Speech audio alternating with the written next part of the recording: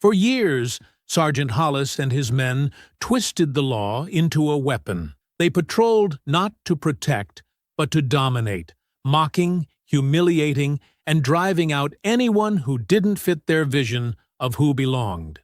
But when they mocked and brutalized a fat black homeowner in front of his wife and daughter, they chose the wrong man. What they could not see, what they never imagined, was that Marcus Reed was a Delta Force commander, forged in combat and unbreakable in spirit. The sneers died on their lips as realization struck. They had provoked a soldier trained for war, and war was exactly what they were about to get. Before we go any further, comment where in the world you are watching from, and make sure to subscribe, because tomorrow's story is one you don't want to miss. Marcus Reed pulled his SUV into the curved driveway of their new two-story colonial home, the late afternoon sun warming the red brick facade. The car's trunk was packed with grocery bags from their first big shopping trip as homeowners. He couldn't help but smile as he watched Naomi practically bounce in the back seat, her excitement infectious. "Can I really paint my room any color I want?" Naomi asked for the third time that day, her dark eyes sparkling with possibility. Angela turned in the passenger seat, her warm smile lighting up her face. "Within reason, baby. Maybe not neon green." "Oh, Mom," Naomi pouted, but couldn't hide her grin. Marcus stepped out of the car, his broad frame casting a long shadow across the manicured lawn. The air felt different here in the suburbs, cleaner, quieter than their old apartment. But something else hung in that air too, something that made the hair on the back of his neck stand up. Years of military training had taught him to trust those instincts. Across the street, a white couple working in their garden suddenly became very interested in their flower beds. An elderly man walking his dog crossed to the other side of the street, his pace quickening. Two women pushing strollers whispered to each other, their eyes darting toward the reeds before hurrying along. Angela noticed too. She always did. "Marcus," she said softly, reaching for his hand. "We belong here," he said firmly, squeezing her fingers. He pulled the deed from his jacket pocket, the paper still crisp and official. "This is our home now." They began unloading groceries, plastic bags rustling as they made trips between the car and the front door. Naomi insisted on carrying the lighter bags, determined to help. "Just think," Angela said, balancing 3 bags on one arm while fumbling with her keys. "No more sharing a bedroom with all your stuffed animals, baby girl." "I'm going to make a reading corner," Naomi declared. "With pillows and fairy lights and everything?" Marcus watched his daughter's enthusiasm, his chest tight with pride and determination. This was why he'd worked so hard, saved every penny, fought through all the extra paperwork, and lost applications. His family deserved this. A home of their own, a safe neighborhood, good schools. The deed felt heavy in his pocket. He'd read it a dozen times, checking and double-checking every detail.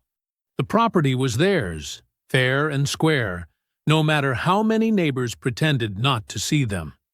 "Did you see Mrs. Thompson next door?" Angela whispered, as they unpacked groceries in the kitchen.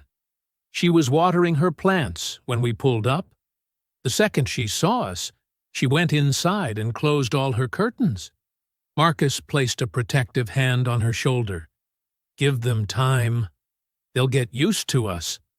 "Dad!" Naomi called from the living room. "Can we get a swing set for the backyard? Jenny at school has one with a slide and everything." "We'll see, Princess," he answered, watching her explore the empty room, testing which floorboards creaked. Her joy made all the suspicious stares worth it. Angela lined up cereal boxes in the pantry, her movements precise but tense. "I just want her to be happy here, to feel welcome." She will be, Marcus assured her, though his tactical mind was already mapping escape routes, security weak points, potential threats. Old habits died hard. We all will be. They continued unpacking, their voices echoing in the empty rooms. Naomi ran up and down the stairs, claiming different spots for her toys and books. The house slowly began to feel more like theirs with each item they put away. "Remember our first apartment?" Angela asked, wrapping her arms around Marcus's waist. "That tiny studio with the leaky ceiling?" He chuckled, the sound rumbling in his chest. "And the neighbor who played accordion at 3 a.m.? Look how far we've come," she said softly. Marcus pulled out the deed again, running his fingers over their names printed in black ink. Angela Reed, Marcus Reed, property owners, home owners. The American dream made real through sheer determination and years of sacrifice. "I'm going to check out my room again," Naomi announced, thundering up the stairs. "I need to measure where my bookshelf will go." "Don't run in the house," Angela called after her, but she was smiling. Marcus watched his daughter disappear upstairs, then turned to his wife. "Thank you for believing in this." "In me. Always," Angela replied, reaching up to touch his cheek. "This is our home now. No one can take that from us." They stood together in their new kitchen, surrounded by half-unpacked groceries and endless possibility. The late afternoon light streamed through the windows, painting golden rectangles on the hardwood floors. For a moment, everything felt perfect. Then red and blue lights suddenly flooded the kitchen, harsh and jarring against the warm sunlight. The sound of tires screeching to a halt on their driveway shattered the peace. Multiple car doors slammed in quick succession. Angela's hand found Marcus's arm, gripping tight. "Marcus?" His body tensed, combat instincts kicking in as he assessed the situation. Through the windows, he could see at least 3 police cruisers, their lights painting the neighborhood in alternating crimson and azure. Officers were emerging, hands already on their weapons. "Naomi!" Angela called out, her voice tight with fear. "Come down here, baby, right now." Their daughter appeared at the top of the stairs, eyes wide. "Mom? Dad? What's happening?" The flashing lights kept pulsing, turning their dream home into a nightmare disco of red and blue. Marcus could see neighbors emerging from their houses, watching the scene unfold with a mixture of curiosity and something that looked disturbingly like satisfaction. Through the window, Marcus watched as 6 officers fanned out across his front yard, their hands hovering near their weapons. Leading them was Sergeant David Hollis, a tall man with cold eyes and graying temples. His posture radiated contempt as he surveyed the house. "Get out here," Hollis's voice boomed across the yard. "All of you, outside, now!" Marcus stepped onto his front porch, Angela close behind him with Naomi clutching her hand. The flashing lights painted their faces in alternating shadows of red and blue. "This is private property," Marcus said firmly, his voice carrying across the yard. "I'm the homeowner." Officer Carter let out a harsh laugh. "Homeowner? Look at this guy, Sarge, built like a house himself." "More like a warehouse," Briggs added with a snicker, patting his own lean stomach. Hollis's lip curled as he looked Marcus up and down. "This is a restricted neighborhood, boy. Your kind doesn't belong here." The word boy hit Marcus like a physical blow, but he kept his composure. Angela's fingers dug into his arm as neighbors gathered on their lawns to watch. "I have the deed right here," Marcus said, pulling out the document. "We bought this house legally. Everything's in order." Hollis snatched the paper, barely glancing at it, before crumpling it in his fist. This is obviously fake. Probably printed it at the library." "That's ridiculous," Angela spoke up, her teacher's voice sharp with indignation. "We have every right to be here." Carter stepped closer, leering at Angela. "Pretty uppity for a squatter, aren't you, sweetheart?" "Leave my mom alone," Naomi shouted, though her voice trembled. Briggs made a show of looking around the yard, probably casing the place for their whole crew. "These people travel in packs, you know." "That's enough," Marcus growled, his military training warring with his need to stay calm. "My family lives here now. Check the records if you don't believe me." "Oh, we'll check something all right," Hollis sneered. "Carter, Briggs, secure the suspects. They're trespassing on private property." Everything happened at once. Carter grabbed Angela, slamming her face down against the hood of the nearest police car. Briggs shoved Naomi roughly aside, sending her stumbling onto the grass. Two other officers rushed Marcus, driving their knees into his back as they forced him to the ground. The concrete scraped Marcus's cheek as they ground his face into the driveway.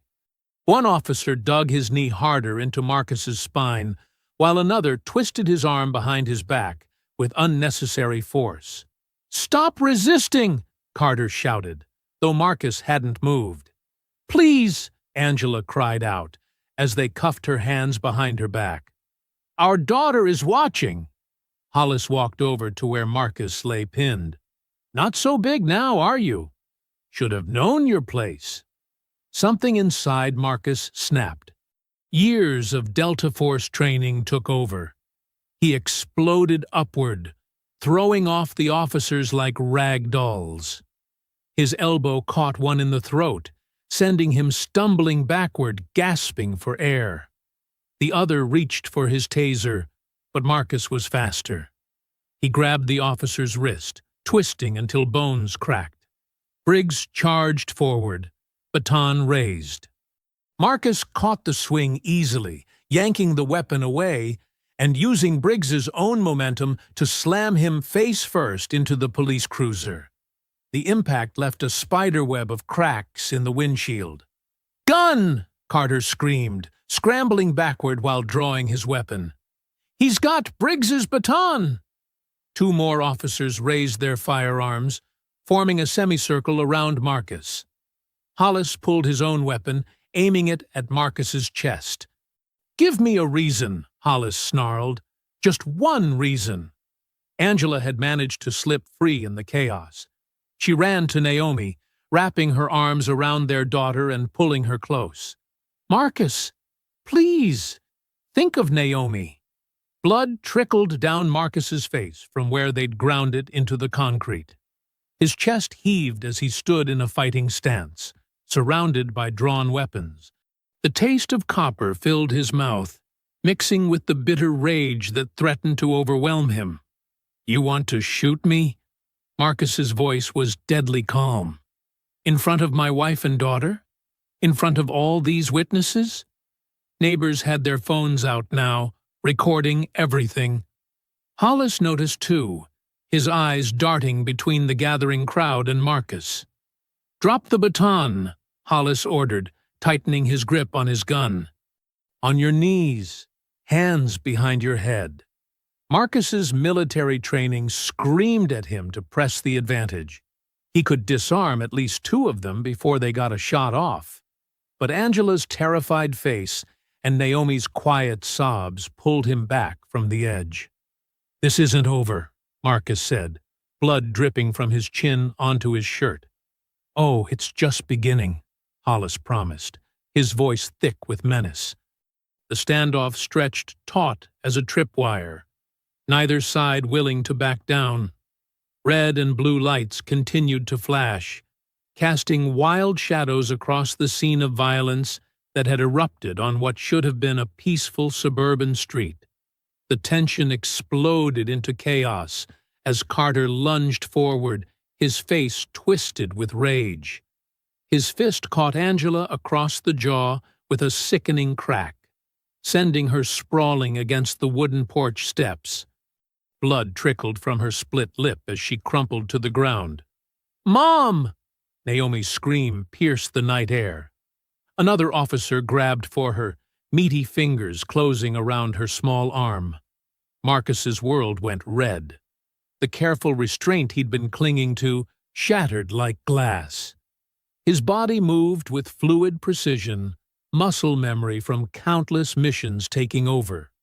Carter barely had time to register the blur of movement before Marcus's fist connected with his sternum, driving the air from his lungs. The screen door splintered as Marcus drove Carter through it, head first. The metal frame twisted and bent, and Carter's body went limp as he crashed onto the porch in a shower of torn mesh and broken wood. Briggs fumbled for his holster, eyes wide with panic. Marcus closed the distance in 2 steps, catching the officer's gun hand and wrenching it backward. The sharp crack of breaking bone cut through the chaos, followed by Briggs's high-pitched scream. His gun clattered uselessly to the ground as he clutched his mangled arm. Jesus Christ! Another officer charged forward, nightstick raised. Marcus caught the swing easily, using the man's momentum to drive him face first into the porch railing.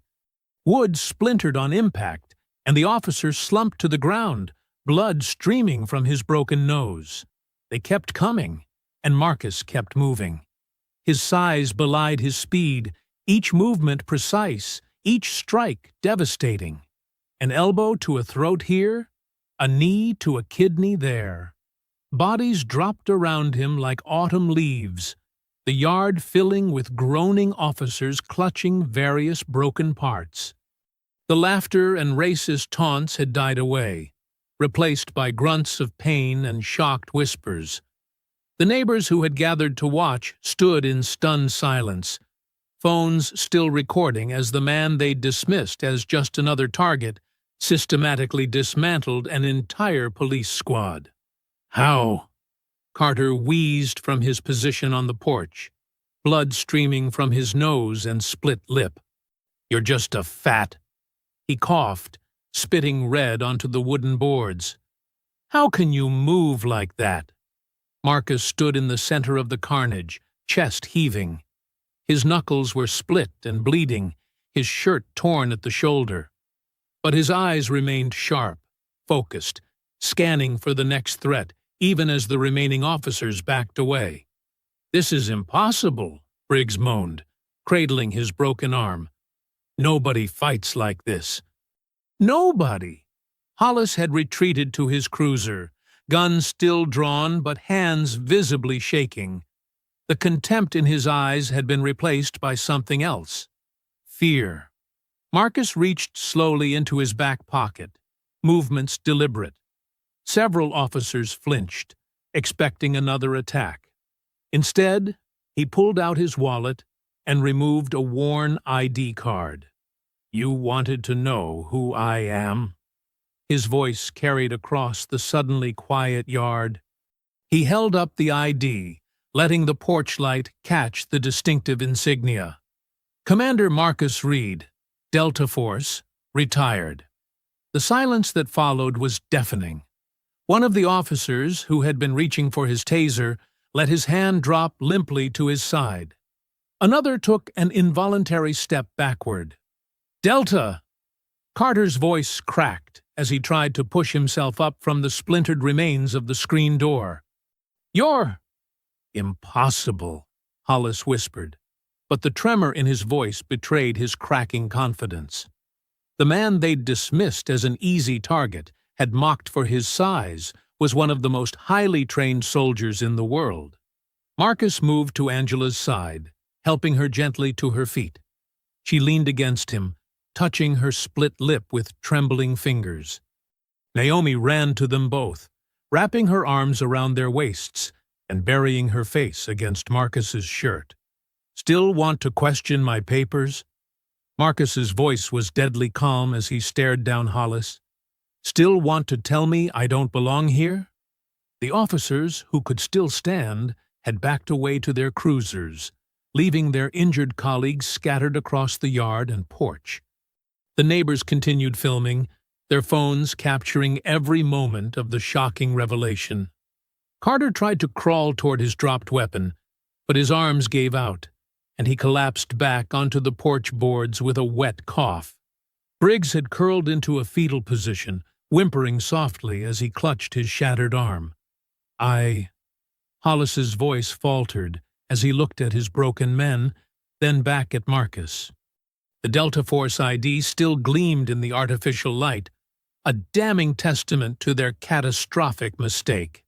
This isn't what? Marcus's quiet question carried more menace than any shout. Isn't going according to plan? Isn't the outcome you expected when you decided to terrorize my family? Angela pressed closer to his side, her hand finding his. Blood from her split lip had stained the collar of her shirt, but her eyes burned with the same defiant fire as her husband's. Naomi looked up at them both, her young face tear-streaked but determined.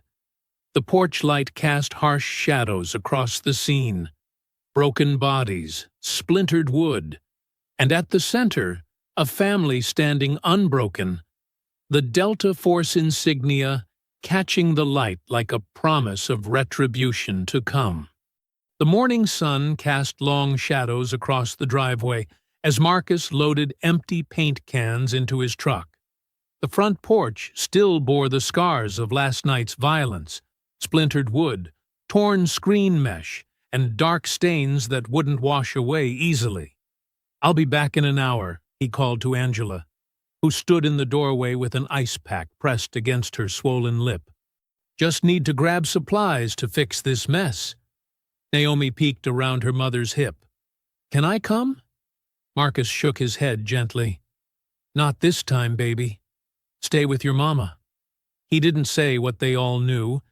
It wasn't safe for her to be out alone with him right now. The local hardware store was mostly empty when Marcus arrived. He could feel the cashier's eyes following him as he loaded his cart with wood planks, screws, and a new screen door. The morning news played on a small TV behind the counter, and Marcus caught glimpses of his own face on the screen. "That'll be $247, the cashier said, voice tight with barely concealed hostility. His name tag read, Dave. Marcus handed over his credit card. Dave held it like it might bite him. "Saw you on the news," Dave muttered, swiping the card with deliberate slowness. "They say you put 6 officers in the hospital." "That's not what happened." Marcus kept his voice level, though his jaw clenched. "Yeah? Video shows different." Dave thrust the receipt at him. "We don't need your kind of trouble around here." Marcus wanted to argue, to explain, but he'd learned long ago that some minds couldn't be changed. He loaded the supplies into his truck in silence, his back straight, despite the weight of suspicious stares from other customers. The sight of 3 squad cars parked in front of his house made his stomach drop. Angela stood on the porch, arms crossed, while 2 uniformed officers Marcus didn't recognize from last night blocked her path to the door.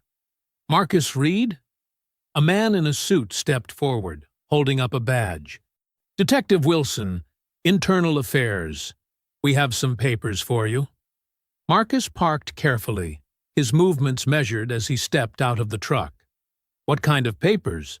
"You're being charged with 6 counts of felony assault on law enforcement officers, resisting arrest, and criminal trespassing."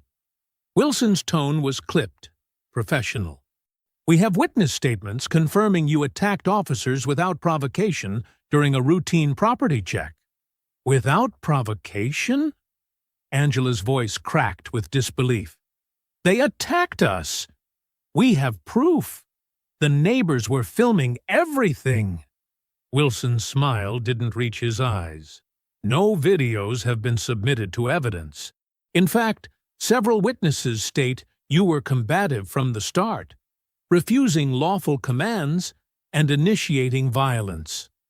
Marcus's hands curled into fists as he read through the charges. His military record, his decorated service. None of it mattered. They'd twisted everything, painting him as a dangerous criminal who had to be stopped. The news is saying awful things, Dad. Naomi appeared in the doorway, her phone clutched in her hand. They're calling you a thug. Jenny at school said her mom told her you tried to kill those officers. Marcus's heart clenched at the hurt in his daughter's voice.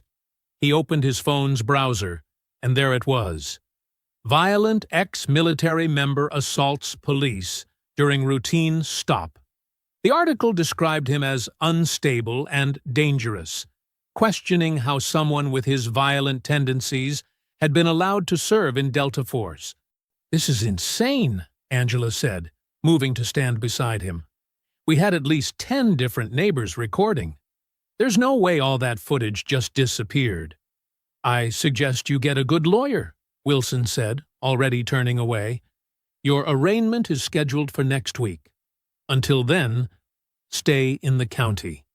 He paused, looking back with cold eyes. "And pray none of those officers die from their injuries." The squad cars pulled away, leaving Marcus standing in his driveway, holding papers that could destroy everything he'd built. The hardware store supplies sat untouched in his truck, the broken porch now the least of his problems. Throughout the day, more news stories appeared. Each one painted a darker picture, suggesting his military service had left him mentally unstable, questioning his right to own the property, even hinting at drug use based on anonymous sources. Naomi came home from school in tears. "Nobody will talk to me," she sobbed into Angela's shoulder. "They're saying we're criminals, that we stole this house." Marcus watched his family hurting and felt helpless for the first time since leaving the service. He could handle physical threats, but this was different. They were using the system itself against him, twisting the truth until his very presence became a crime. The phone rang just after midnight. Marcus answered, expecting his lawyer. "Leave the house." The voice was electronically distorted, emotionless. "You've got 24 hours. After that, we'll bury you so deep in charges your grandkids will be paying legal fees. And that's if you survive what's coming." "Who is this?" Marcus demanded, but the line was already dead. He stood in the dark kitchen, phone still in hand, listening to his family's quiet breathing from upstairs. The house he'd bought to give them safety had become a battlefield. But this wasn't a fight he could win with fists or tactical training. The charges in his hand felt heavier than any weapon he'd ever carried. 6 felony counts, each one capable of sending him away for years. And somewhere out there, someone was orchestrating all of it, erasing evidence and twisting truth into poison. Angela paced the kitchen, her phone pressed to her ear. "Yes. Tomorrow at 10 works perfectly. Thank you, Ms. James."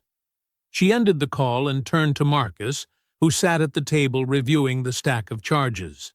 "I've made an appointment with Clarissa James. She's a civil rights lawyer who's won cases like this before." Marcus didn't look up. "We can't afford a fancy lawyer, Angela. She's taking our case pro bono." Angela pulled out a chair and sat beside him. "Marcus, look at me. We need help. These charges, they're trying to bury you." The next morning, they drove downtown to a modest office building. The elevator creaked as it carried them to the 3rd floor, where a simple door read, "James Legal Services, Civil Rights Division." Clarissa James stood as they entered, her sharp eyes taking in every detail. She was younger than Marcus expected, but carried herself with the confidence of someone who had fought many battles in the courtroom. "Mr. and Mrs. Reed," she gestured to the chairs across from her desk. "I've reviewed the preliminary charges, but before we discuss those, there's something you need to know about your property." She pulled out an old yellowed newspaper from her desk drawer. The date read June 15th, 1963. "Your home sits on what used to be the New Hope Baptist Church grounds. It was burned down during what the papers called civil unrest, but what was actually a calculated racist attack. Marcus leaned forward, studying the grainy black-and-white photo of a church engulfed in flames. "I've never heard about this." "Because they buried it." Clarissa's voice hardened. 17 people died that night. The church had been organizing voter registration drives. Local officials, including law enforcement, were involved in the attack. Afterward, they seized the land through what they called urban renewal. Angela's hand found Marcus's. And now? Now, that land is worth millions due to development plans. Plans that certain people have invested heavily in. Clarissa spread out more documents. The same families that helped cover up the massacre still hold power in this city. The current police captain? His grandfather was sheriff during the burning. Marcus felt something cold settle in his gut. The charges aren't about last night at all, are they? No. Clarissa shook her head. They never intended to protect the law. You're a threat because you own land that holds their secrets. Land soaked in blood they'd rather forget.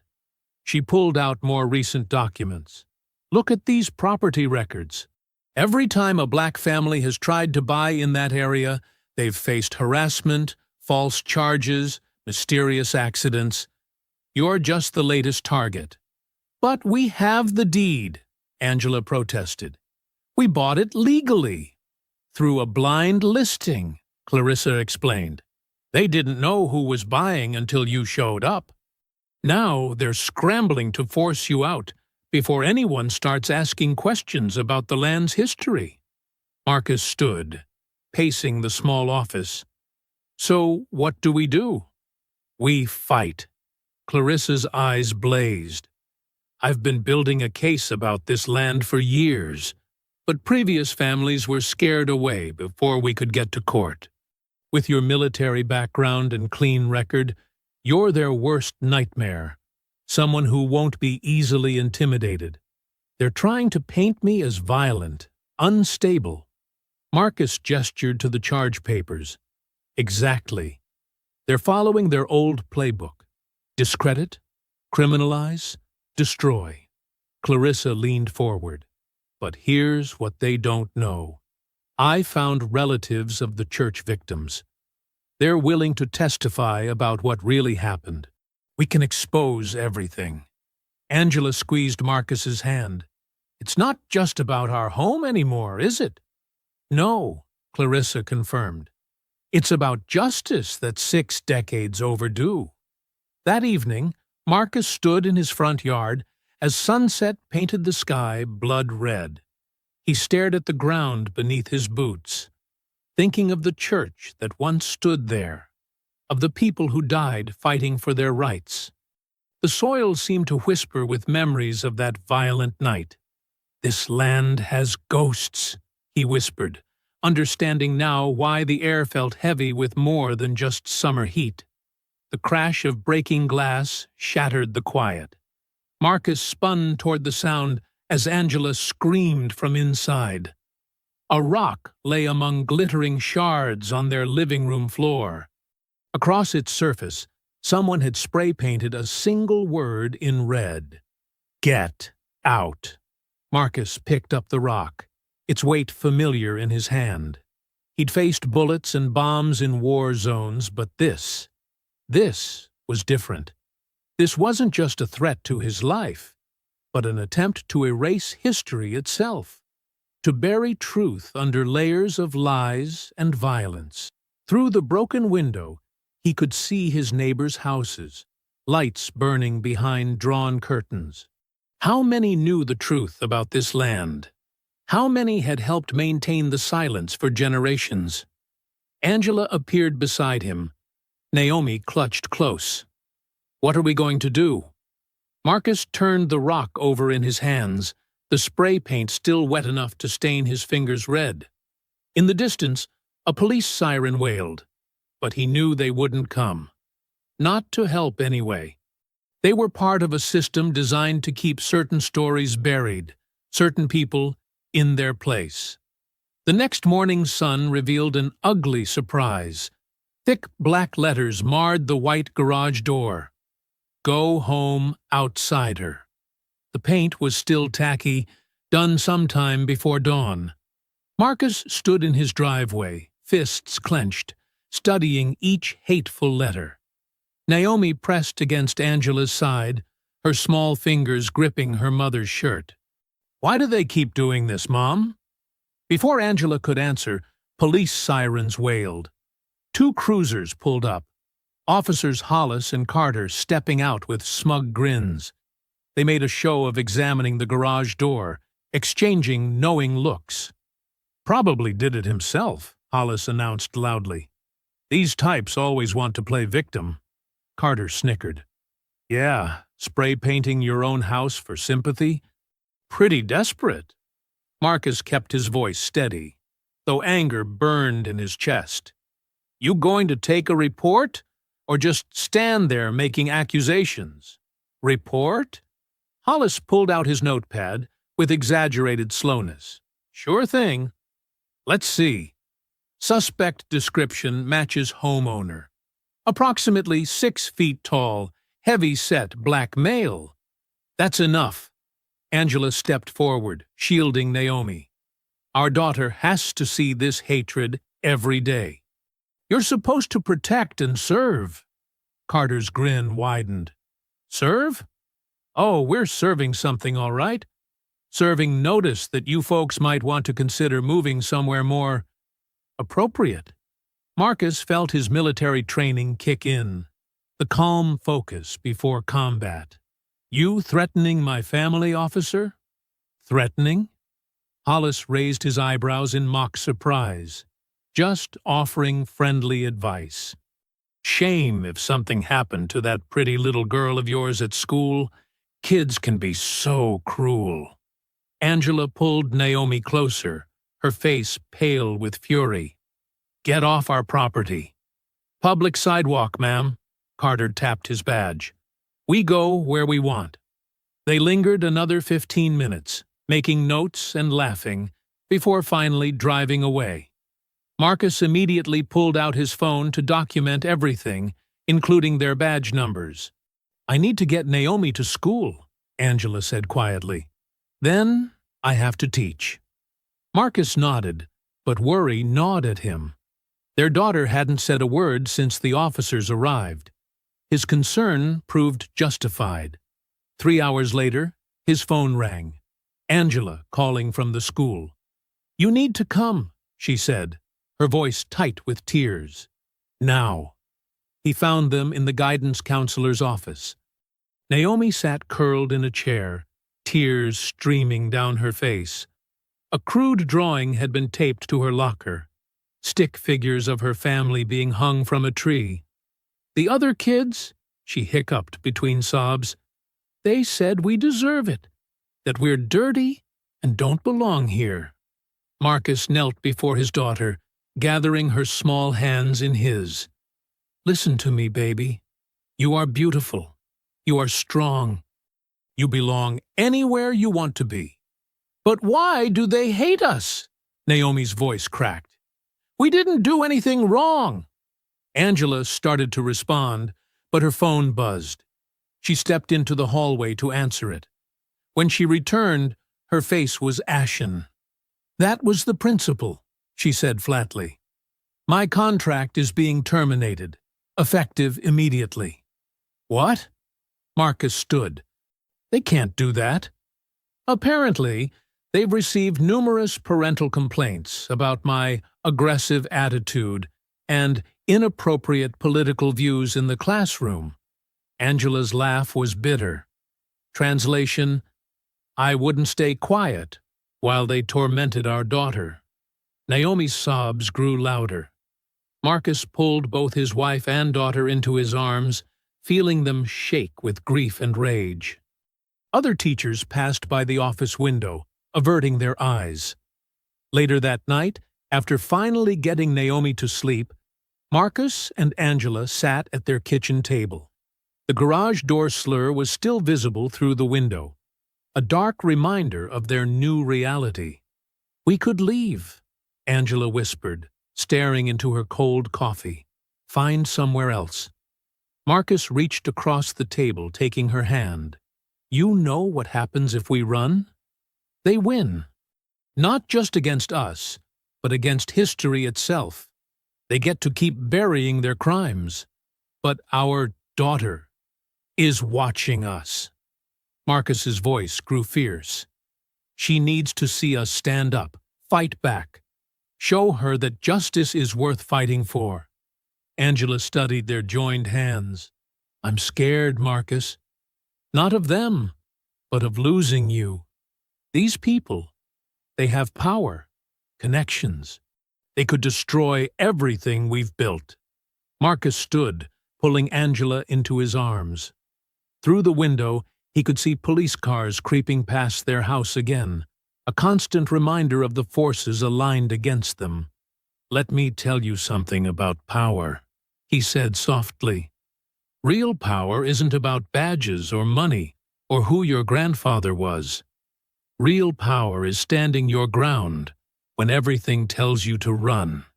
Real power is fighting for what's right, even when it costs you everything." Angela pressed her face into his chest. "They're trying to break us. Then they picked the wrong family." Marcus's voice hardened with determination. "You think I survived Delta Force training, fought in 3 war zones, just to let some racist cops and corrupt politicians drive us from our home? They want to erase history? We'll shine a light so bright they can't hide anymore." Angela pulled back, searching his face. "What are you going to do?" Marcus's jaw set in a hard line. "They want a war?"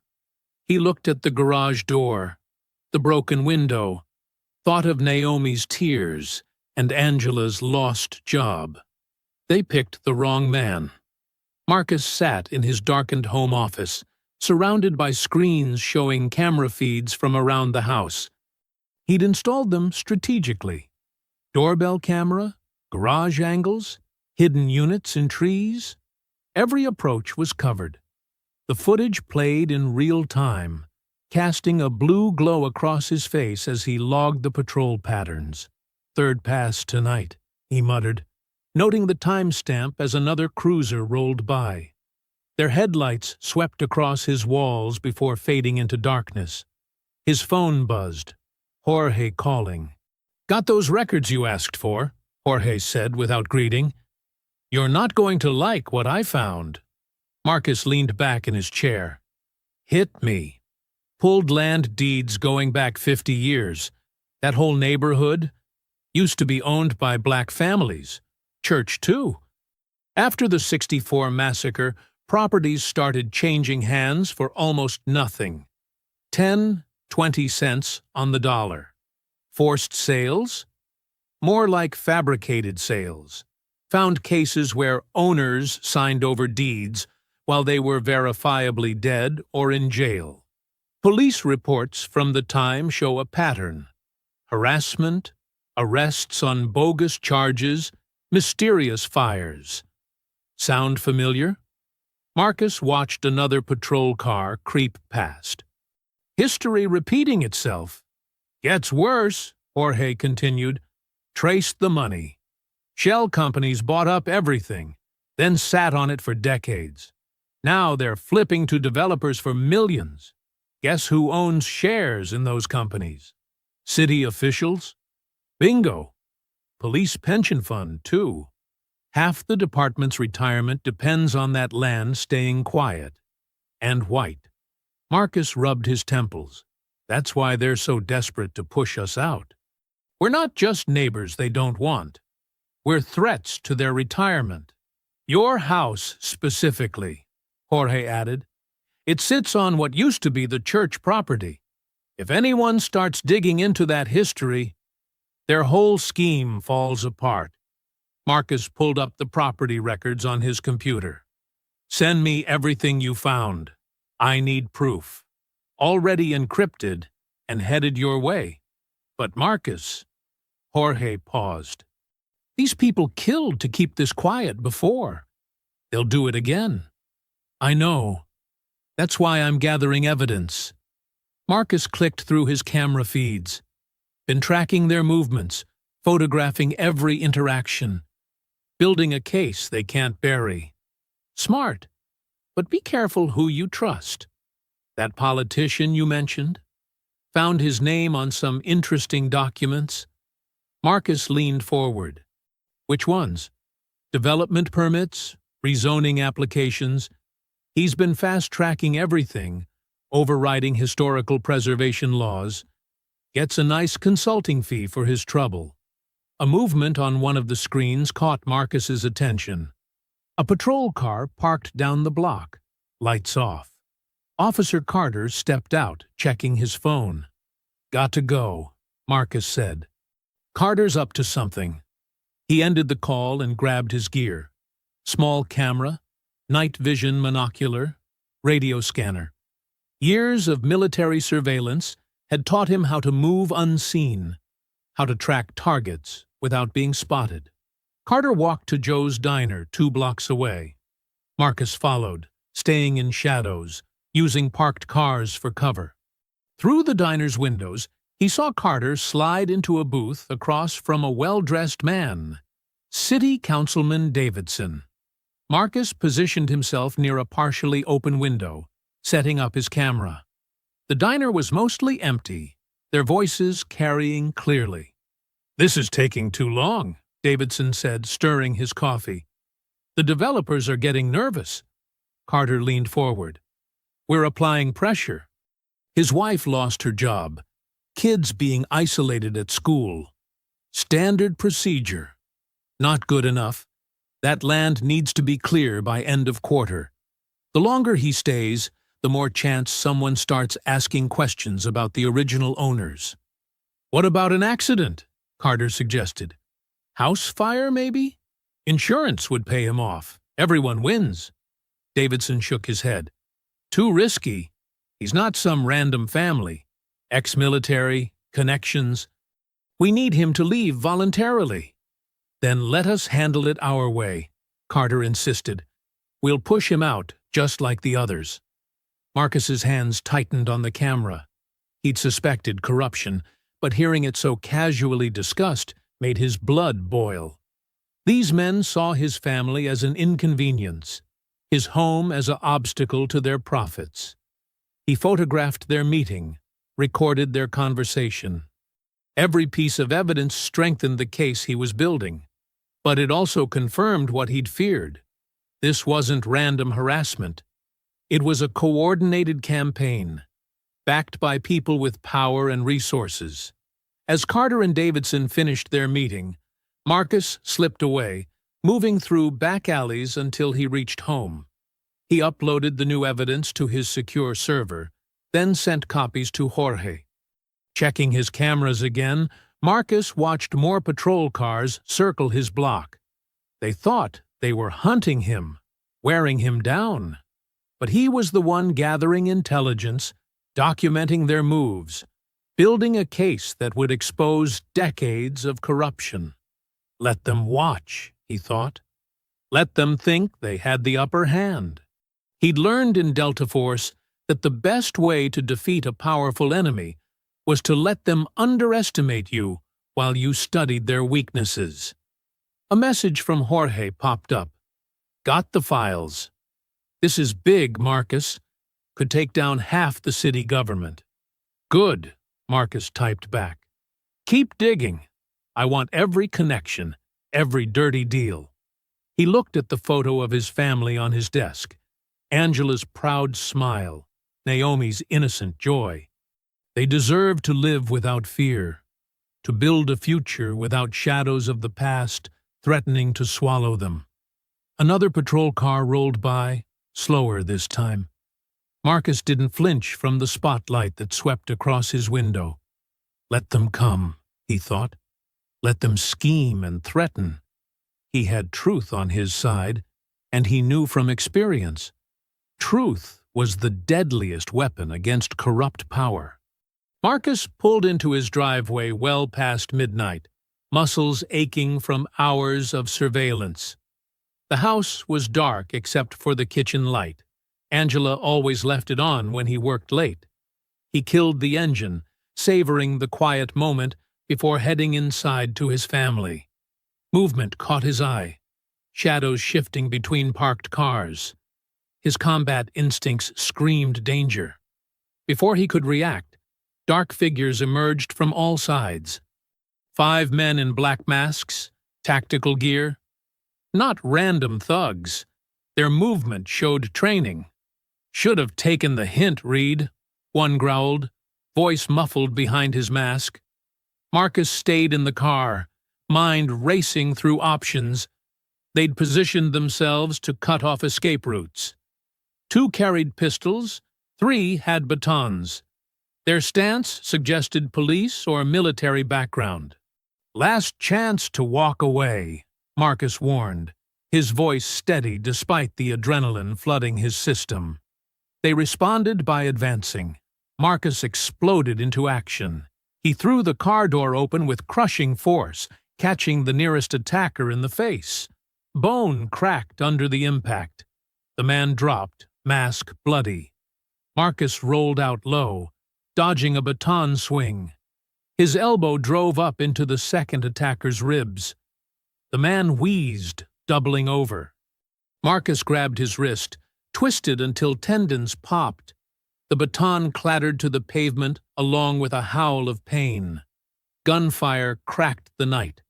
Marcus dove behind his car as bullets punched through metal. Glass shattered, raining across the driveway. He heard Angela scream from inside the house.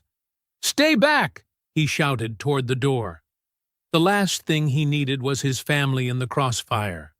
2 attackers circled left while another went right, trying to flank him. Marcus Army crawled to the rear tire, retrieved the pistol magnetized under his car. The familiar weight steadied his hands. More shots rang out, closer now. Marcus waited for the pattern he'd learned in combat. Most shooters fired in predictable bursts. The split-second pause after 3 rounds was his opening. He pivoted around the trunk, squeezing off 2 precise shots. The first struck a knee, dropping 1 gunman. The second hit center mass, throwing another backward into the bushes. The remaining attacker fired wildly, shattering the car windows above Marcus's head. He rolled under the spray of bullets, came up inside the man's guard. His fist crushed the attacker's throat. As the man gagged and stumbled, Marcus stripped the gun from his grasp. Tires screeched at the end of the block. A getaway vehicle. The 2 injured attackers scrambled toward it, dragging their unconscious partner. Marcus raised both pistols, aiming not at the men, but at their escape route. 4 rapid shots punctured the vehicle's tires. The van slewed sideways, scraping against parked cars before grinding to a halt. The driver gunned the engine, but the rims only sparked against asphalt. "Marcus!" Angela's voice cracked with fear. She stood in the doorway, Naomi crying behind her. "Get back inside," he ordered, keeping his weapons trained on the disabled van. But the fight was over. The attackers piled into another vehicle that roared up, leaving their first van abandoned. Marcus maintained his combat stance until the sound of engines faded. Only then did he lower his guns, chest heaving. Blood trickled from cuts on his face and arms. His knuckles were raw, body aching from impacts he'd barely registered during the fight. Angela ran to him, her hands trembling as she touched his wounds. "Oh, God, Marcus! What's happening to us?" He pulled her close, feeling her heart race against his chest. Over her shoulder, he saw Naomi watching from the doorway, eyes wide with fear no child should know. "They're not done," he whispered, holding his wife tighter. Red and blue lights began pulsing in the distance. Neighbors had called the police. But Marcus knew they'd find nothing useful. The attackers had been too professional. too well equipped. This wasn't random violence. It was a message. He guided Angela toward the house, where Naomi rushed into their arms. The girl buried her face against him, shoulders shaking with silent sobs. Marcus stroked her hair, rage building in his chest. They'd brought violence to his home, terrorized his family. That wasn't something he could forgive. Inside, he said softly, "We need to clean up before the police arrive." Angela nodded, understanding. They couldn't trust the authorities, not when the attackers moved like law enforcement. She led Naomi to the kitchen, while Marcus quickly gathered shell casings and other evidence. He'd analyze them later, add them to his growing case file. Sirens grew louder as he did a final sweep of the driveway. His military training cataloged details automatically: impact patterns, blood spots, bullet trajectories.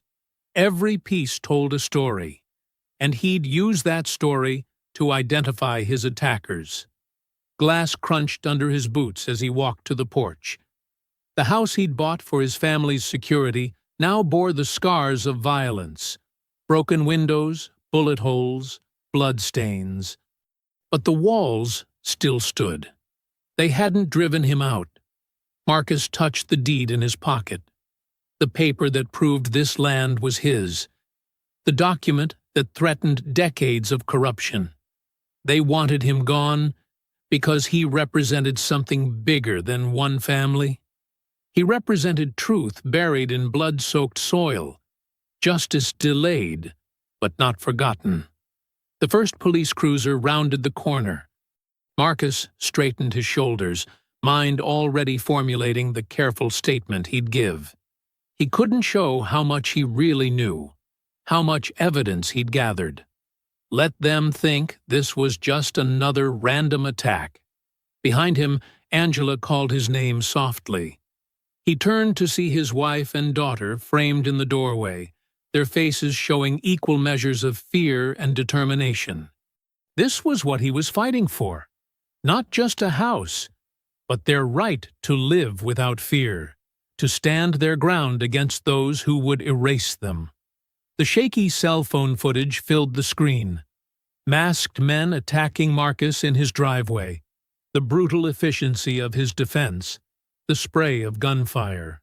Clarissa James sat back in her office chair, a satisfied smile playing across her lips as she watched the video spread across social media. 3 million views in 2 hours, she told Marcus over the phone.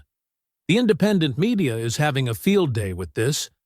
Those thugs didn't know you had security cameras installed. How bad is the backlash? Marcus asked, pacing in his living room. Against you? Minimal. The footage is clear. You defended yourself against armed attackers. But the police department? They're drowning. People are asking why trained men in tactical gear were trying to kill a homeowner. Outside the Reed house, news vans lined the street. Reporters clutched microphones, hoping for a statement. Marcus watched them through the window blinds, remembering similar media circuses from his military days. The online comments are overwhelmingly supportive, Clarissa continued. People are connecting the dots. Your initial arrest, Angela losing her job. Now this attack. It's painting a picture of systematic harassment. Angela joined Marcus at the window, wrapping her arms around his waist. Channel 7 wants an interview, she said. So does the Tribune. Marcus shook his head. Not yet. Let the footage speak for itself. The story exploded throughout the day. Social media filled with clips of the attack, analysts breaking down Marcus's combat techniques, conspiracy theorists connecting it to historical land grabs. By evening, protesters gathered outside City Hall, carrying signs reading, "Justice for the Reeds" and "Stop Police Terror." Mrs. Jenkins arrived as the sun set, clutching a worn leather photo album. Her hands trembled as she sat at the Reeds' kitchen table. "I've held on to these for decades," she said, carefully opening the album. "Wasn't sure I'd ever have cause to share them." The photos were old, edges yellowed with age. They showed a proud brick church surrounded by a black community. Children playing, Sunday services, family gatherings. Then came darker images, the church in flames, men in white hoods watching it burn, bodies in the street. "My daddy took these," Mrs. Jenkins explained, voice thick with emotion. "He knew someday we'd need proof. The newspapers never reported it. Police claimed the church burned itself down. Seen teen people died that night." Angela covered her mouth, tears welling in her eyes. "This happened here? On this land?" Mrs. Jenkins nodded. "Right where your house stands. They buried the truth, along with our people. Sold the land to developers once enough time passed. But some of us remembered." Marcus studied the photos intently, his jaw tight. "Clarissa needs to see these." "Already called her," Mrs. Jenkins said. "She's bringing a photographer to document everything. The press is hungry for this story now, all those years of corruption coming to light." As if on cue, Marcus's phone buzzed with a text from Clarissa. Major news networks picking up the story. City officials refusing to comment. Police chief calling emergency meeting. Outside, the crowd of protesters had grown. Their chants echoed through the neighborhood. No more cover-ups, no more fear. Angela watched from the kitchen window as more people arrived, many carrying candles. "The whole city's watching now," she said softly. "They can't keep pretending this isn't happening." Mrs. Jenkins patted her hand. "Sometimes the truth needs a little help breaking free. Your husband's fight brought it all to the surface." Marcus's phone kept buzzing. Journalists, activists, even politicians seeking comments. He ignored them all, focused on the historical photos. Each image was a piece of evidence, a brick in the wall of truth they were building. "The land records Jorge found," he said suddenly. "They'll match the dates on these photos. We can prove the city seized this property illegally after the massacre." Clarissa arrived an hour later, a professional photographer in tow. She moved like a whirlwind, documenting everything, cross-referencing dates and names. Her eyes gleamed with the thrill of the hunt. "This is it," she declared. "The smoking gun. We can prove decades of institutional corruption, all leading to the attacks on your family. The city's house of cards is about to collapse." Through the window, they could see news helicopters circling overhead. The protest had swelled to fill the street. People of all races stood together, demanding answers, demanding justice. Angela hugged Marcus from behind, resting her head against his broad back. "Maybe we can win this," she whispered. "Maybe all this pain means something." He covered her hands with his, drawing strength from her touch. The weight of history pressed down on them, not just their own struggle, but the forgotten victims whose stories were finally emerging.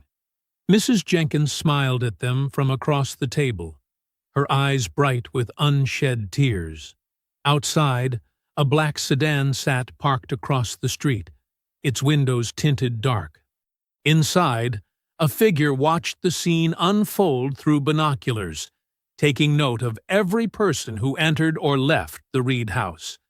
But for now, the Reeds remained focused on their growing support, on the possibility that truth might finally prevail. The photos spread across the kitchen table told a story of violence and erasure, but also of resilience. Like the church that once stood on this land, the Reeds refused to be burned out, refused to be forgotten. Their stand had become something larger than themselves, a reckoning long overdue. Marcus's truck rolled to a stop in front of his house, the engine ticking in the evening quiet. The meeting with Clarissa had run long, endless planning, strategizing how to use Mrs. Jenkins's photos for maximum impact. His muscles ached from sitting hunched over documents for hours. Something felt wrong the moment he stepped out. The porch light was off, though Angela always left it on for him. As he approached, his combat-trained eyes caught details that made his heart race. Scuff marks on the welcome mat, the front door slightly open. Marcus drew his concealed pistol, years of Delta Force training taking over. He moved silently up the steps, avoiding the spots that creaked. Through the gap in the door, he heard Naomi's muffled sobs. "Naomi?" he called out, pushing the door open with his shoulder, weapon ready. The living room was a mess, the coffee table overturned. Angela's favorite lamp shattered on the floor. Naomi sat curled in the corner of the couch, tears streaming down her face. "Daddy!" She launched herself at him. Marcus caught her with one arm, still scanning the room for threats. "Where's your mother?" His voice was steady, but fear clawed at his chest. "They took her." Naomi buried her face in his shirt. "3 men in masks. Mom fought them, but they hurt her and dragged her out the back door. I hid under my bed like you taught me." Marcus held her tighter, rage building in his chest. "Did they see you?" Naomi shook her head. "I stayed quiet, just like in our drills. But I heard Mom screaming, and then a car drove away fast." He led Naomi to the kitchen, keeping her close as he checked each room. No signs of the intruders remaining, but evidence of the struggle was everywhere. Knocked over chairs, a broken glass, Angela's phone lying cracked on the floor. "Good girl," he murmured, smoothing Naomi's hair. "You did exactly right. I'm going to call for help." A harsh electronic chirping cut through the air. Both jumped. On the kitchen counter sat a cheap burner phone that hadn't been there before. Marcus picked it up carefully, putting it on speaker. "Hello, Reed." Sergeant Hollis's voice dripped with smug satisfaction. "Missing something?" Marcus's hand tightened on the phone. "If you've hurt her, she's alive. For now." Background noise suggested Hollis was in a moving vehicle. "Whether she stays that way depends on you. Back off. Drop the investigation. Tell your lawyer friend to bury those photos. Let me talk to her." A pause, then Angela's voice, strained but defiant. "Marcus, don't you dare!"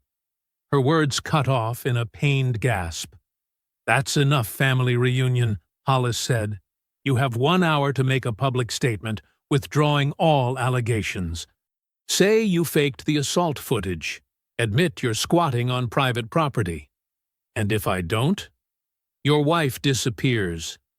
Maybe we find her body in a few weeks, maybe never. Either way, you'll live knowing her death is on your hands." Marcus's voice went deadly quiet. "You're making a mistake, Hollis." "No, you made the mistake thinking you could win this fight. 1 hour, Reed. The clock's ticking." The line went dead. Marcus set the phone down carefully, his hands trembling with controlled fury. Naomi pressed against him, sniffling. "Are they going to kill Mom?" Marcus knelt, taking her small hands in his. "No, baby, I'm going to find her. But I need you to be brave a little longer. Can you do that?" She nodded, trying to put on a strong face just like her father. "What are you going to do?" "First, I'm calling Jorge. You'll stay with his family. They have the best security system in town." He was already dialing. "Then I'm going hunting." While waiting for Jorge, Marcus moved efficiently through the house. He pulled a heavy black duffel from the attic, equipment he'd hoped never to need again. body armor, night vision goggles, tactical gear from his Delta Force days. Naomi watched from the doorway as he checked weapons and loaded magazines. "Are you going to hurt them?" Marcus paused, looking at his daughter. She was too young to carry this weight, to understand the violence men like Hollis brought into the world, but she was also too smart for lies. "They hurt our family," he said carefully. "They took your mother. Sometimes bad people only understand one language." Jorge arrived in 15 minutes, armed and alert. His wife Carmen immediately wrapped Naomi in a hug. "My house is a fortress," Jorge assured Marcus. "Security cameras, motion sensors, armed response. She'll be safe." "I know." Marcus hugged Naomi tight. "Be good for Carmen. I'll bring Mom home soon." As Jorge's car pulled away, Marcus returned to his preparations. The rage he'd been controlling crystallized into cold, tactical focus. Hollis and his men thought they were dealing with an ordinary civilian. They had no idea they'd just challenged a Delta Force commander on his own turf. He knelt in the kitchen, holding Angela's broken phone, remembering her smile that morning. The familiar weight of combat gear settled onto his body like a second skin. In his mind, he was already mapping infiltration routes, analyzing enemy positions, preparing for war. "They've just signed their death warrant," he whispered to the empty house. The words weren't a threat or a promise. They were simply fact.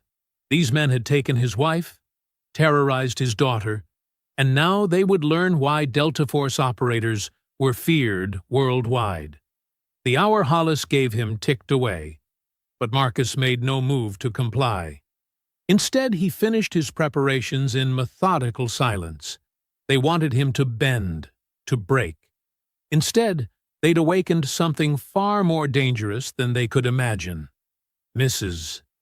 Jenkins opened her door before Marcus could knock, as if she'd been waiting. Her eyes were sharp with worry in the porch light. "I heard what happened," she said, ushering them inside. "Naomi, baby, I've got fresh cookies in the kitchen." Marcus watched his daughter trudge toward the warm, cinnamon-scented kitchen. The usual bounce in her step was gone, replaced by the heavy weight of fear. Mrs. Jenkins touched his arm. "I've got cameras on every corner of this house," she said quietly. "Motion sensors, too. Been adding security since the riots in '92. Nobody's getting near her." "Thank you." Marcus's voice was rough. "I need to know she's safe while you raise hell?" Mrs. Jenkins's eyes flashed. "Good. It's about time somebody did. This land's seen too much pain already." In the kitchen, Naomi picked at a chocolate chip cookie, her usual sweet tooth subdued by worry. Marcus knelt beside her chair. "Remember what I taught you about staying safe?" he asked. Naomi nodded. "Stay away from windows. Keep my phone on. Don't answer the door for anyone but you or Jorge. That's my girl." He kissed her forehead. "Mrs. Jenkins has my number. Call if you need anything, even just to talk." "Will you find Mom tonight?" Marcus hesitated. He wouldn't lie to her. "I'm going to try, but it might take time to do it right." "Just bring her back." Naomi's voice wavered. "I don't care how long it takes." Headlights swept across the front windows, Jorge's SUV pulling up. Marcus hugged Naomi one last time, breathing in the familiar scent of her hair. "Be brave, baby girl." "I love you." "Love you too, Daddy." Mrs. Jenkins walked him to the door. "Those men think they can keep doing this forever," she said. "Show them they're wrong." Marcus nodded grimly. "They won't touch another family after tonight." Outside, Jorge was already unloading gear from his trunk. The ex-Delta operator moved with practiced efficiency, passing Marcus a heavy tactical vest. "Level 4 plates," Jorge said. Will stop anything short of a rifle round. Got your old kit, too. Night vision, comms, the works. They moved into Mrs. Jenkins's garage, laying equipment on a workbench. Jorge spread out a hand-drawn map. I've got 3 possible locations where they might be holding Angela, he said, tapping points with a calloused finger. Old warehouse complex by the river. Lots of abandoned buildings, perfect for keeping someone quiet. Police training facility on the outskirts, restricted access, but they've got holding cells, and this condemned church property they use for SWAT drills. Marcus studied the map, mind working through tactical approaches. What's your intel source? Remember Bobby from the unit? He's private security now. Does contract work with the department. Says there's been unusual activity at all 3 sites tonight. Patrol cars coming and going. Lights on when buildings should be empty. Jorge laid out more gear, suppressed pistols, extra magazines, combat knives, zip ties. Everything they'd need for a quiet infiltration. But his movements were tense, worried. Marcus. Jorge paused, hand on a rifle case. These aren't insurgents in some mountain cave. They're cops. Maybe dirty ones, but still cops. You go in hot, there's no coming back. Best case, you spend life in prison. Worst case, they killed my career once, Marcus said, checking the action on a pistol. Tried to destroy my family. Now they've taken my wife. What would you do? Jorge was quiet for a long moment. Same thing. But you need to understand. You go in there, you might not come back. Marcus loaded a magazine, the clicks sharp in the garage's silence. I don't need to. Angela does. At least let me come with you. 2-man team, just like the old days. No. Marcus was firm. I need you here, watching Naomi. If something goes wrong. He didn't finish the thought. Jorge nodded slowly. All right, but I'm running Overwatch from here. Radio contact the whole time. You need backup? I'm 15 minutes out. They spent the next hour going over equipment and plans. Marcus stripped down his tactical vest, keeping only essential gear. Speed and stealth would be critical. Jorge helped him adjust the night vision mount, check radio frequencies, tape down anything that might rattle. Bobby said the warehouse complex has the most activity. Jorge reported, studying his phone. 3 unmarked cars arrived in the last hour. Could be our best bet. Marcus agreed. The location made sense. Isolated, multiple escape routes, easy to control access. He'd start there, then move to the other sites if needed. What's your timeline? Jorge asked. I'll recon the warehouse first. Look for signs of Angela. If she's there, I'll wait until their guard drops, probably early morning. Hit them when they're tired. Sluggish.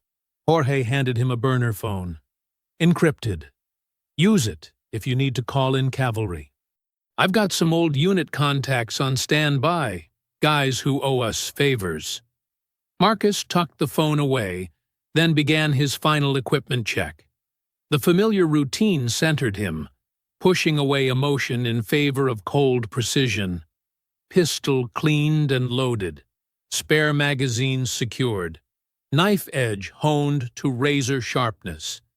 Each piece of gear tested and positioned for silent, efficient access. Jorge watched him work, recognition in his eyes. This wasn't Marcus, the family man, anymore. This was Commander Reed, the officer who'd led them through 100 dangerous missions. Remember your training, Jorge said quietly. Mind like water. Let it flow around obstacles. I remember. Marcus slid the knife into his boot sheath. Keep my daughter safe. With my life. Jorge clasped his shoulder. Good hunting, brother. Marcus stepped out into the darkness, feeling the night air against his face. Somewhere out there, Angela was waiting. and the men who took her were about to learn why Delta Force operators were considered among the deadliest warriors on Earth.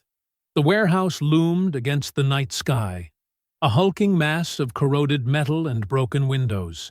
Marcus crouched in the shadows of a defunct loading dock, studying the building through his night vision goggles.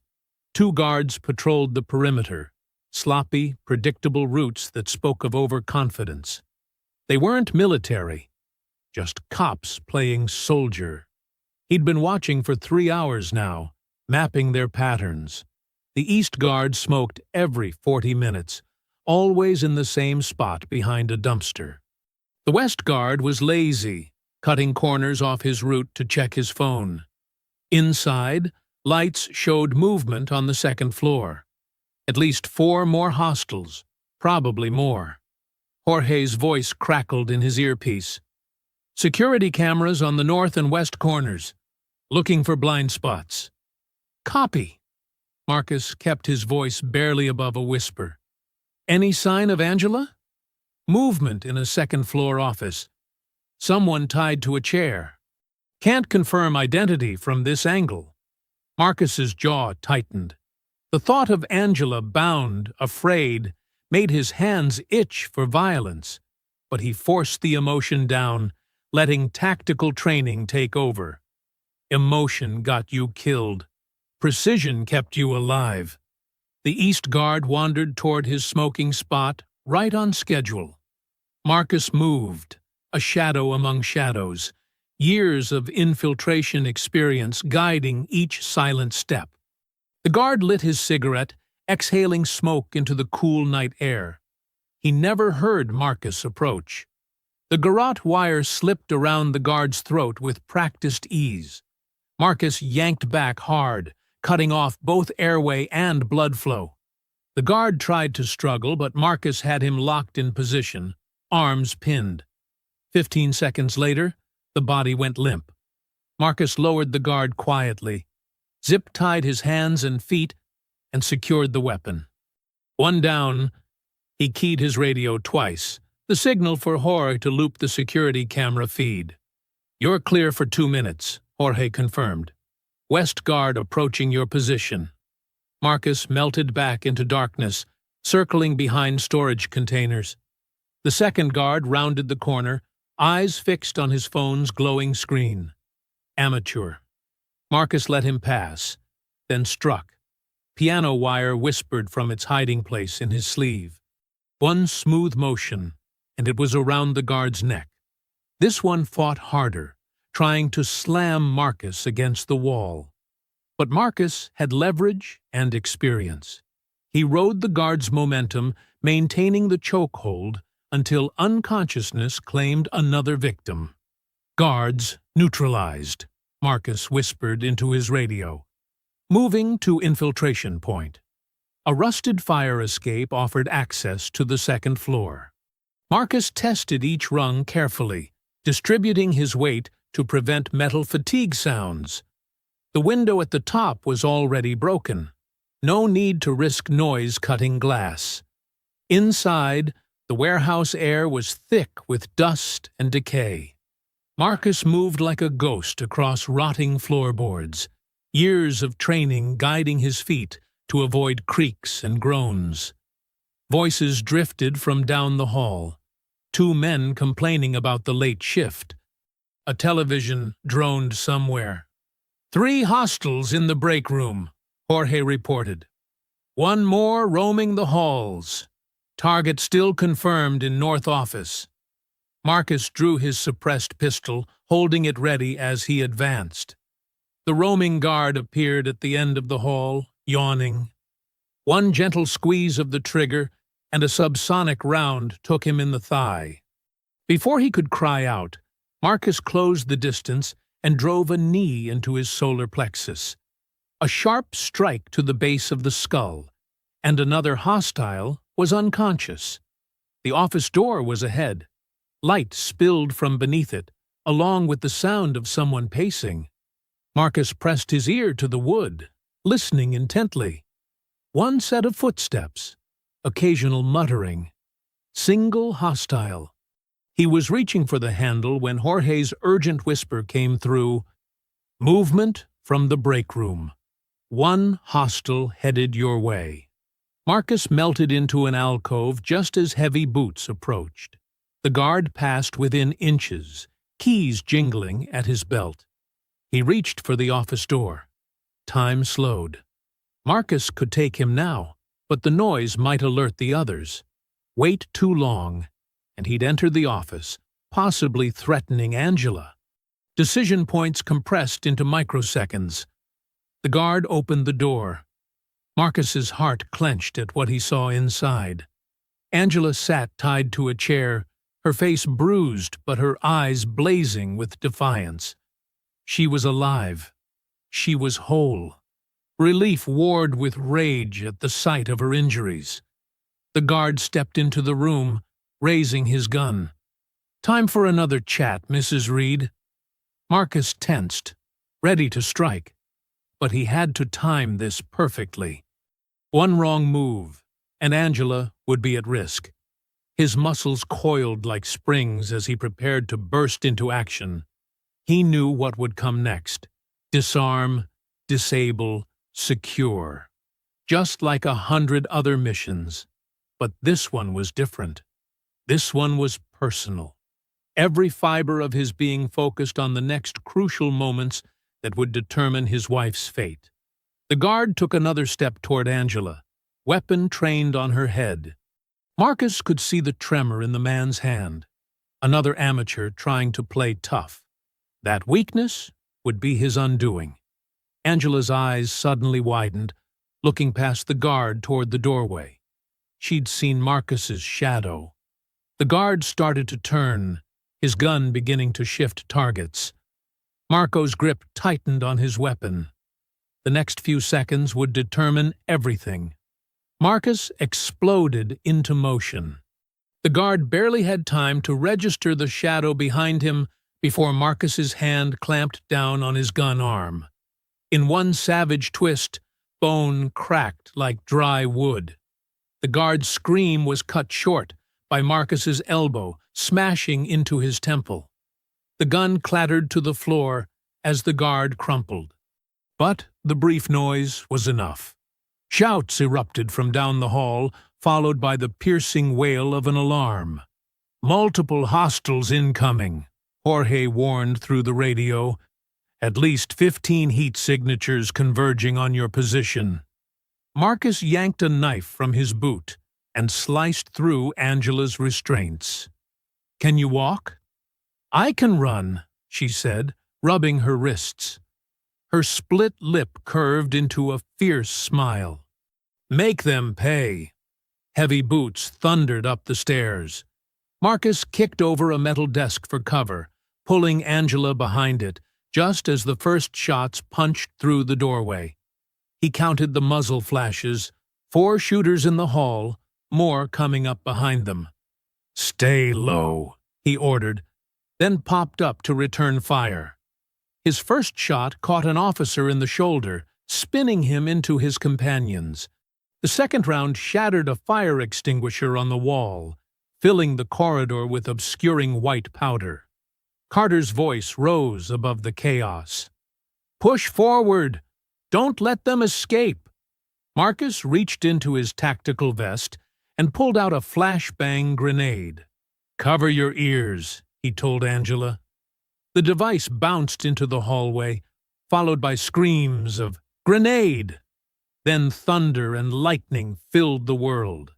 Disoriented officers stumbled in the smoke and powder.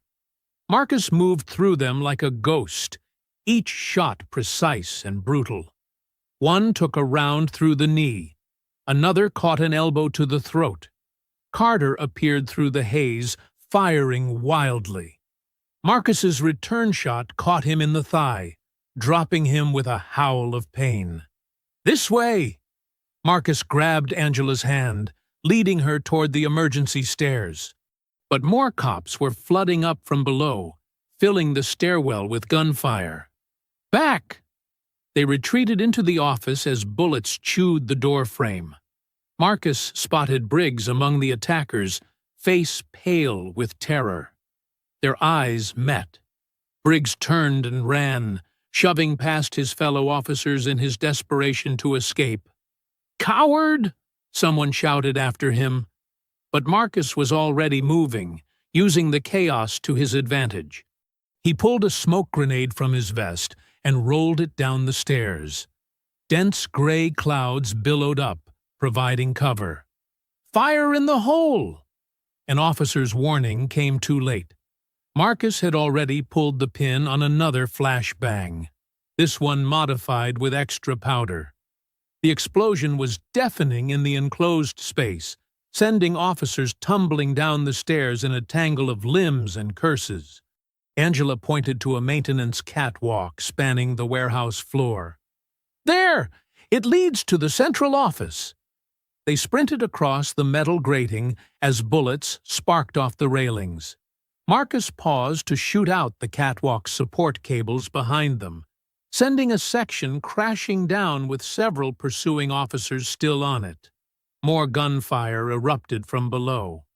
Marcus shoved Angela behind a support beam, returning fire one-handed while retrieving his last flashbang. He'd modified this one specially, wrapping the shell in duct tape and fishing line.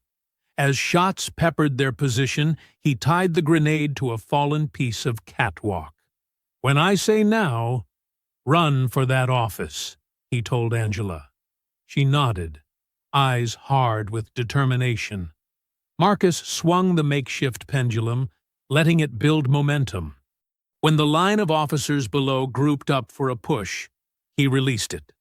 The flash bang arced through the air, detonating at head height in a thunderous explosion that sent them scattering. "Now!"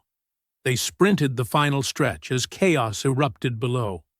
Someone had knocked over a barrel of industrial solvent, spreading flames across the warehouse floor. Smoke began to fill the building as ammunition cooked off in the heat. They reached the central office door, heavy oak with reinforced hinges. Inside, they could hear Hollis's voice. "Burn the files! All of it!" Marcus checked his magazine. 3 rounds left. He could hear sirens in the distance. Real police would be arriving soon. But Hollis was inside with evidence that could expose decades of corruption. They couldn't let him destroy it. The door was likely rigged or guarded. A frontal assault would be suicide. But Marcus spotted an air vent above the frame, large enough to drop a flashbang through. If they timed it right. Angela seemed to read his mind. She pulled a small mirror from her pocket, the kind women keep in purses, and slid it under the door crack. Marcus peered at the reflection. Hollis stood by a desk, pressing a gun to a briefcase while feeding documents into a shredder. 2 other men worked frantically to burn files in a metal trash can. The evidence was disappearing by the second. They had to move now. Marcus retrieved his final flashbang, calculating angles in his head. The vent would provide the perfect entry point, but timing would be crucial. One mistake, and Hollis might shoot the briefcase, destroying their best chance at justice. Somewhere in the burning warehouse below, Carter was still screaming in pain. The sprinkler system activated, sending water cascading through the smoke.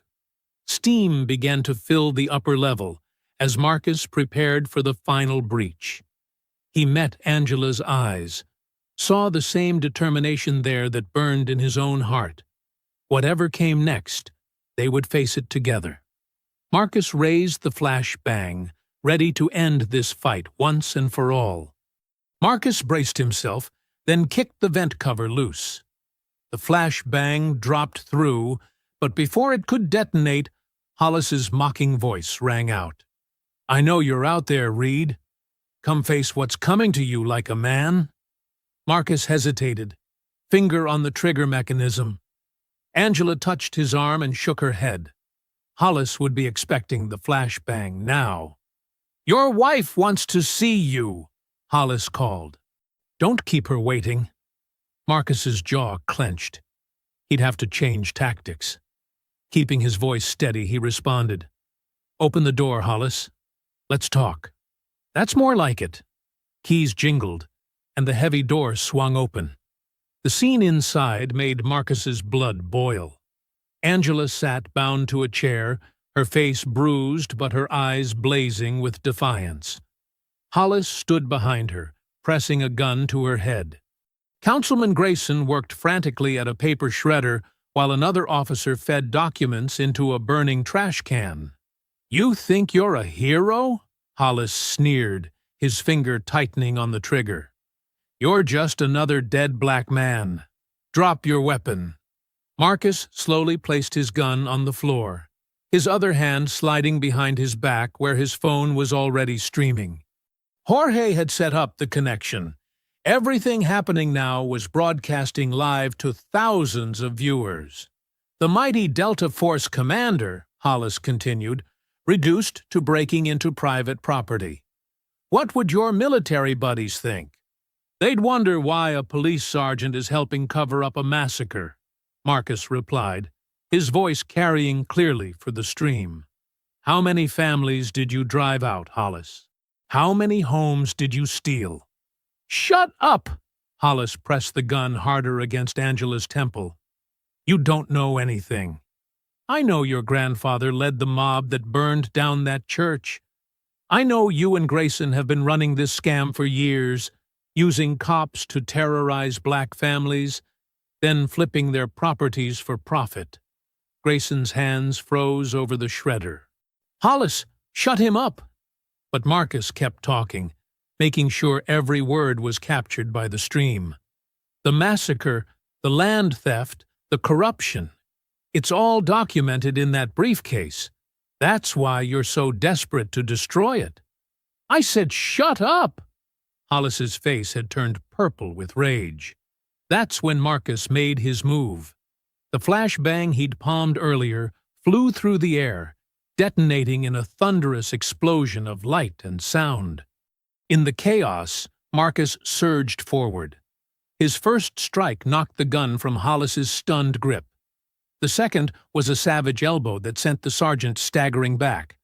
Marcus spun, blocking a wild punch from the other officer and driving his knee into the man's solar plexus. Hollis recovered faster than expected, drawing a hunting knife from his boot. The blade slashed through the air where Marcus's throat had been a second before. They circled each other, two predators locked in a deadly dance.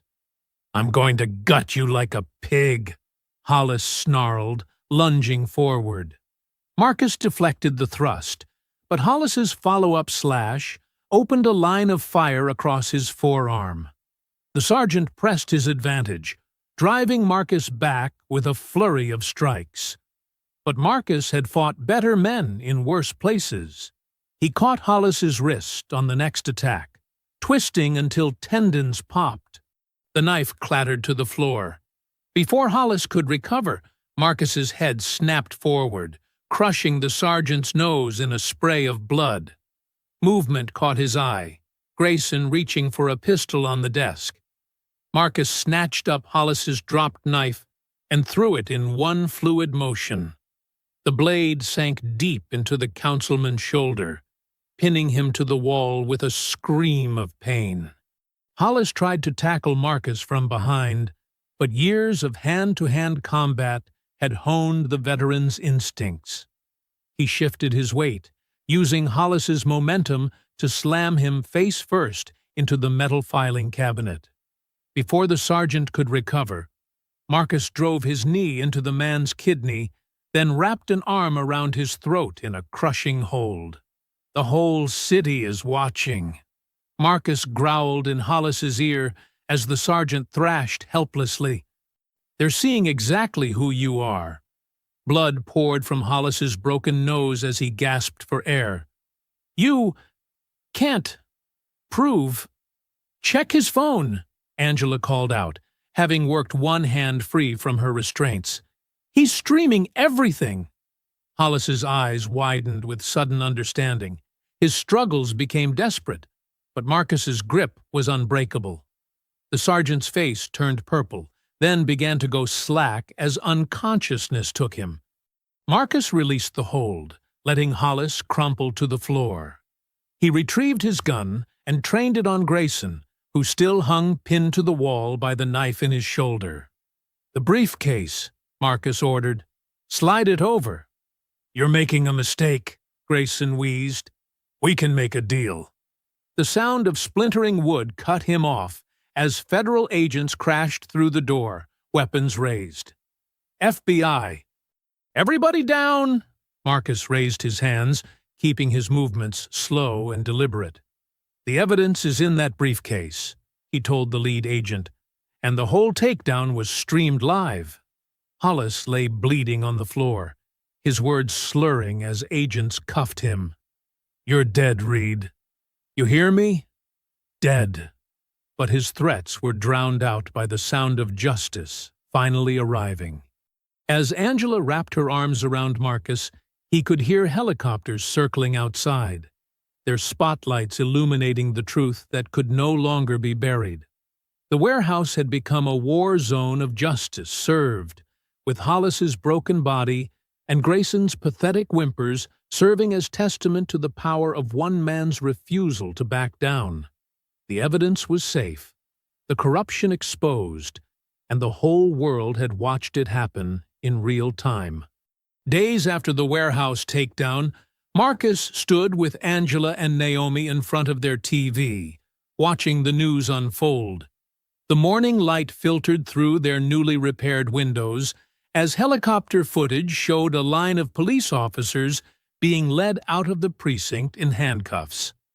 17 officers arrested in connection with the decades-long corruption scandal, the reporter announced. The camera zoomed in on Hollis's bruised face as federal agents guided him into a waiting vehicle. His nose was still swollen from Marcus's headbutt. "Look at him now," Angela said, her arm around Naomi's shoulders. "Not so tough without his badge and gun." The footage cut to Councilman Grayson's perp walk. His tailored suit couldn't hide the bandage bulging under his shoulder where Marcus's knife had struck. Protesters lined the street, their signs demanding justice and accountability. Some carried enlarged photos of the burned church and its congregation, faces that had been hidden from history for too long.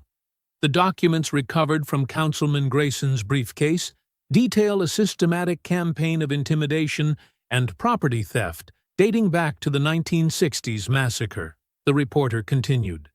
Federal prosecutors are calling it one of the largest civil rights conspiracies ever uncovered. Clarissa James appeared on screen, surrounded by reporters on the courthouse steps. Her voice rang with triumph. "Today proves that justice cannot be buried. Not under threats, not under lies, and not under decades of silence. The truth always finds its way to the light." The camera panned across the crowd. Mrs. Jenkins stood among the protesters, holding a faded photograph of her father in front of the church before it burned. Tears streamed down her weathered cheeks, but she stood tall, finally vindicated. "Thanks to the evidence secured by Marcus Reed," Clarissa continued, "we can now prove that city officials and corrupt police actively conspired to drive black families from their homes. They didn't just cover up a massacre. They profited from it for generations." The scene shifted to City Hall, where workers were carefully removing the portrait of a former mayor now implicated in the original cover-up. In its place, they hung a plaque commemorating the victims of the church burning. The site of the 1963 massacre has been designated a historic landmark, the reporter explained. Plans are underway for a memorial garden and community center. The Reed family home, which became ground zero for exposing the conspiracy, will remain as a symbol of resistance against systemic racism. Marcus muted the TV as a knock sounded at their door. Angela opened it to find Jorge grinning on their porch. holding a massive pot of his grandmother's pozole. "Thought you might be hungry," he said, stepping inside. Abuela insisted on making enough for an army. More neighbors arrived throughout the afternoon. Mrs. Jenkins brought her famous sweet potato pie. The Kim family from down the street carried trays of bulgogi and kimchi. Even some of the white neighbors who had once stared suspiciously now came bearing casseroles and apologies, their living room filled with voices and laughter. Children played in the yard, while adults shared stories on the porch. The atmosphere was different now. No more fearful glances or hushed whispers. This was what community should look like. As the sun began to set, Marcus found himself standing on his front steps, watching the golden light paint the neighborhood in warm hues. Angela leaned against his shoulder, while Naomi sat on the porch rail, swinging her legs. "Look, Daddy," Naomi said, pointing to where more neighbors were walking up their driveway with covered dishes. "They're not scared of us anymore." "They never should have been, baby," Angela replied softly. "Fear is what those men used to control people. But that's over now." Marcus watched as black, white, Latino, and Asian families mingled in his yard, sharing food and conversation. Children chased each other across the grass where he had once fought for his life. The place that had been meant to break them had instead become a symbol of healing. Mrs. Jenkins approached, carrying a framed black-and-white photograph. "I want you to have this," she said, handing it to Marcus. "It's the only picture I have of the church before they burned it." The photo showed a proud brick building with stained glass windows, its steps crowded with Sunday worshippers in their finest clothes. Marcus recognized the determined look in their eyes, the same defiance he'd seen in his own family's faces during their darkest moments. "My daddy used to say that sacred ground never loses its power, Mrs." Jenkins continued, her voice thick with emotion. "Maybe that's why you ended up here. Maybe those old souls knew you'd be the one to finally bring their story to light." Naomi touched the photograph gently. "They can't erase us anymore." "Can they, Daddy?" Marcus pulled his daughter close, feeling Angela's arms wrap around them both. The setting sun painted their shadows long across the porch, 3 figures standing tall and unafraid on land that had been reclaimed by truth. "Not ever again, baby," he whispered, his voice carrying the weight of both promise and prayer. "Not ever again." The evening air filled with the sounds of children laughing, plates clinking, and neighbors sharing stories. Where hatred had once tried to divide, love was slowly rebuilding.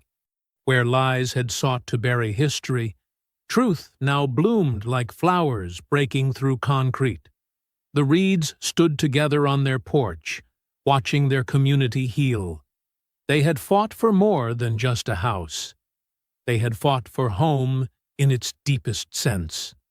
A place where all people could stand in dignity, where the past was honored, and where justice finally found its voice. I hope you enjoyed that story. Please share it with your friends and subscribe so that you do not miss out on the next one. In the meantime, I have handpicked 2 stories